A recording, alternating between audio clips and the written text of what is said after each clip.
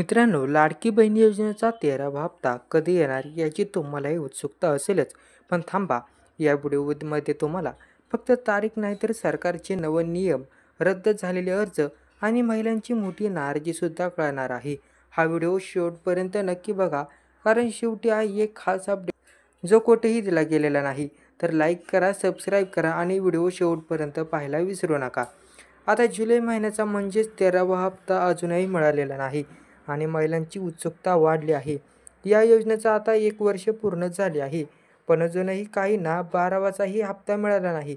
त्यामुळे चिंता वाढली आहे आणि सरकारकडून अजूनही काही महिलांना पैसे न मिळाल्याने नाराजी आहे.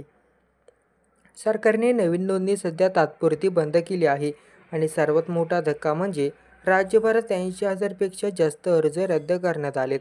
आता सरकारने अर्जाची कठोर तपासणी सुरू केली आहे.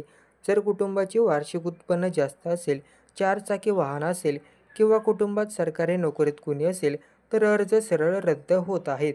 आता महिलांची नाराजी आणि गोंधळ. अनेक महिलांचे म्हणणे आहे की आमचे सर्व कागद व्यवस्थित आहेत, आमचं उत्पन्न कमी आहेत, कोणतेही वाहन नाहीत, तरी देखील त्यांच्या हप्त्यात थांबण्यात आला आहे. त्यामुळे महिलांमध्ये मोठी नाराजी आणि न्यायाची मागणी आहे. रक्षाबंधन विशेष अपेक्षा. आता सगळ्यांना नजर आहेत रक्षाबंधनकडे, जो 9 ऑगस्ट रोजी आहे.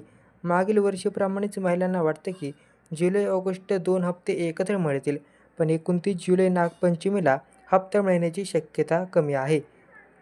महिलांची मुख्य मागणी. महिलांची एकच मागणी आहे, हप्ता वेळेवर द्या.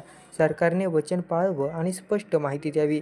अनेक महिलांना आता वाढीव रकमेचीही अपेक्षा आहे, पण आधी नियमित हप्ते मिळवणं सर्वात महत्त्वाचं आहे. मित्रांनो, हाच होता लाडकी बहीण योजनेचा संपूर्ण अपडेट. तुम्हालाही हप्ता मिळाला का? खाली कमेंट्समध्ये नक्की सांगा. आणि हा व्हिडिओ उपयुक्त वाटला तर लाईक करा, तुमच्या सखींसोबत शेअर करा आणि अशाच अपडेट्ससाठी सबस्क्राईब करायला विसरू नका. धन्यवाद.